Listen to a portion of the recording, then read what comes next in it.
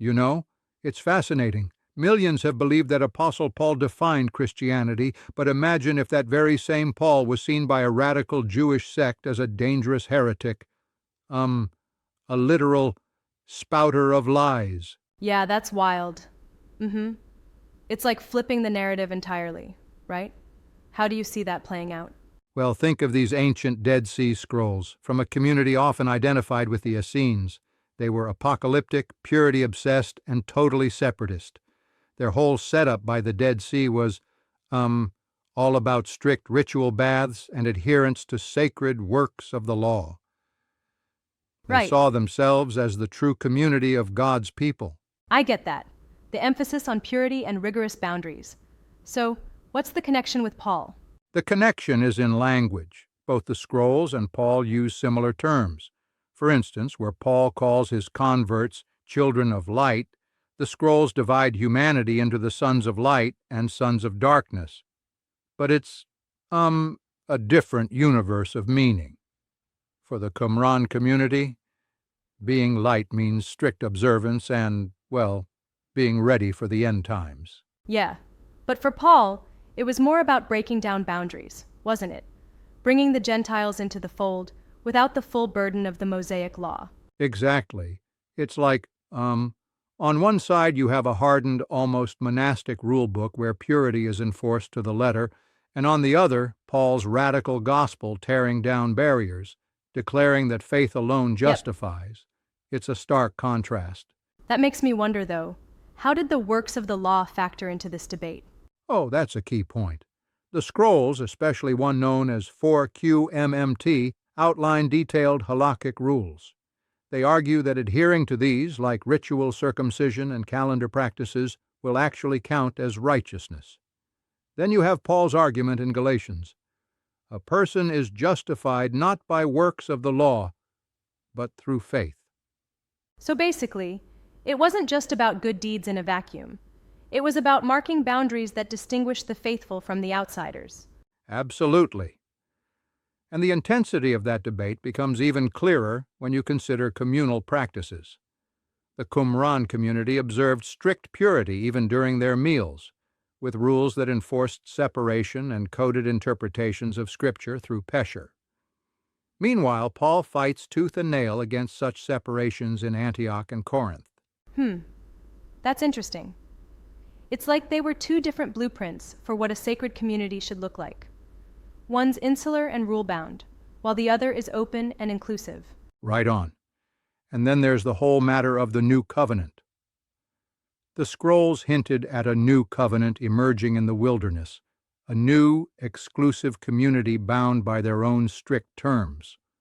On the flip side, Paul proclaims a new covenant secured in the blood of Christ, one that obliterates the old boundary markers. That's such a dramatic shift. I mean, if you're coming from the Qumran perspective, that open invitation to Gentiles must have felt like, a complete betrayal, don't you think? Oh, definitely. In Qumran, repentance meant deepening purity and following a tighter halakhic code, a total, almost militant exclusivity.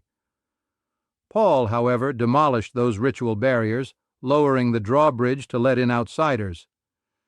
Imagine that clash, each side claiming to be the true heirs of God's promises. But don't you think it's a bit of an oversimplification to position Paul directly against the Qumran mindset? I mean, some scholars argue that the scrolls and Paul were just two expressions of a broader, turbulent Jewish landscape of the time. True. And that's where the debate gets really spicy. Some scholars, like Robert Eisenman, even propose mapping identities so that figures like the teacher of righteousness and the wicked priest might reflect key players in Paul's world. In that daring vision, Paul comes off as that spouter of lies, undermining traditional Torah practices. That's a pretty controversial take. And I guess it also forces us to see Paul not as a foreigner or an outsider, but as someone in the thick of intra-Jewish tensions. Exactly. To him, these debates over works of the law weren't abstract theological musings. They were fierce, street-level battles. Right. It's like he was stepping onto an already blazing battlefield, not starting one from scratch. And that sheds a whole new light on famous incidents too, like the one in Antioch when Peter pulled back from eating with Gentiles. Paul's outcry about that wasn't just a minor dispute. It was about, fundamentally challenging the very idea of what belonged within God's family. Yes, exactly. In Antioch, when Peter distanced himself, Paul countered that it wasn't simply about decorum, it was about, truth. A Qumran-minded person would have taken that separation as adherence to purity, whereas Paul saw it as a collapsed wall between communities. It's like Paul was saying, enough with the fence, dismantling centuries of boundary markers, right? Yeah, it's like demolishing a castle wall that's been built to keep certain people out. Paul's approach was to let everyone in, through faith, and to show that the Spirit was the true marker of belonging. But doesn't that raise a question? If Paul's method is so inclusive, why did he have to be so radical? Couldn't there have been a more gradual integration? That's a good point. There's a tension there. It might seem, extreme. But from the perspective of the time, with the clock ticking towards an end-time scenario, every moment counted. For Paul and his contemporaries, the urgency of the moment justified these explosive changes. I see. So when Paul speaks of the criminal act of works of the law, he's not trivializing them. He's directly engaging with boundary rules that defined who was righteous. Right. And that language, the very phrase works of the law, carried not just ethical weight but a technical halakhic punch. These weren't just loose guidelines, they were concrete identity markers, things like circumcision, dietary laws, calendar observance. That makes it clear. His challenge, then, is to the idea that these markers could still define who was considered part of God's chosen people. Yeah, exactly. And it's this clash that shows a broader picture. Two apocalyptic visions fighting for the soul of Israel. One side is the rigid, purity-driven community at Qumran. The other is Paul's new, radical, and inclusive Israel. That's really intriguing. It makes the New Testament feel less like a sudden revelation and more like a flashpoint in an ongoing debate. Precisely. And consider the communal meals. Qumran's communal gatherings were filled with strict purity codes, almost ritualistic. Meanwhile, Paul insists on breaking down such barriers, like in Corinth, where the Lord's Supper becomes, well, a battleground of inclusion versus status markers. So, meals that could have been simple acts of fellowship turned into symbolic battlegrounds, huh? Exactly. It's like sharing food became a microcosm for the entire debate.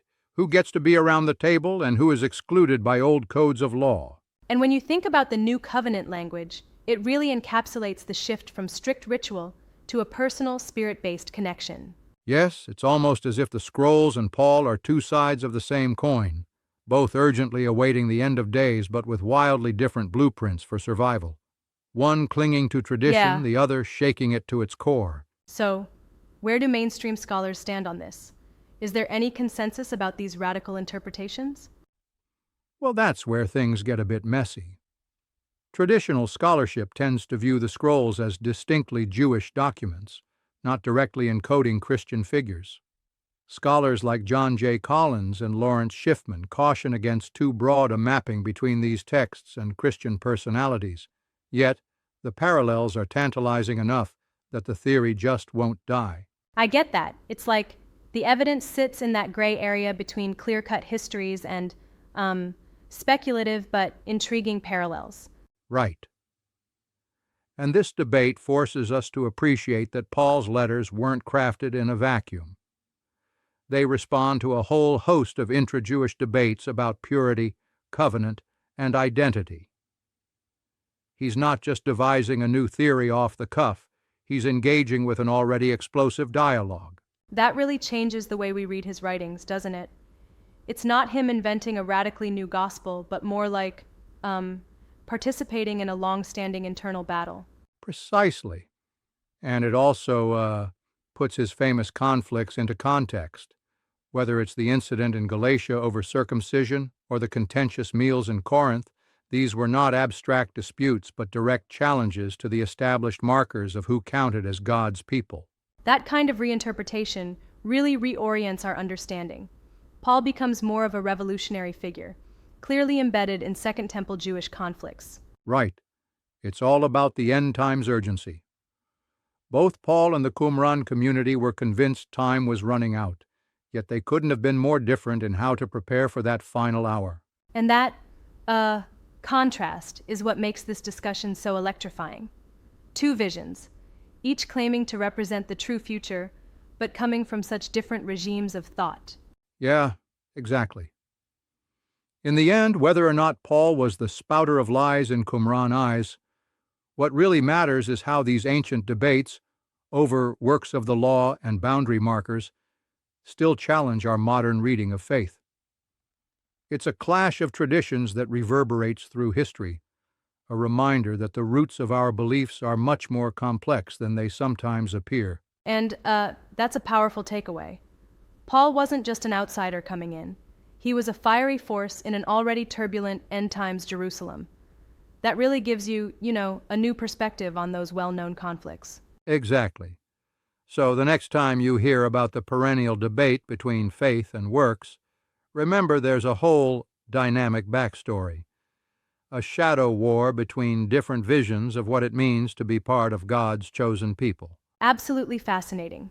It definitely shakes up the conventional narrative and invites us to think a bit more critically about where our ideas of community and purity come from. Right, and that's the beauty of these ancient texts. They continue to speak to us, urging us to look beneath the surface of our inherited traditions. It's like, listening to echoes from a long-lost desert conversation. Well said. It's been a wild journey through time and ideas, and I'm sure our listeners are as entertained as they are challenged by these insights. Absolutely. Thanks for sticking with this deep dive. See you next time as we unravel more historical enigmas and, question what we thought we knew.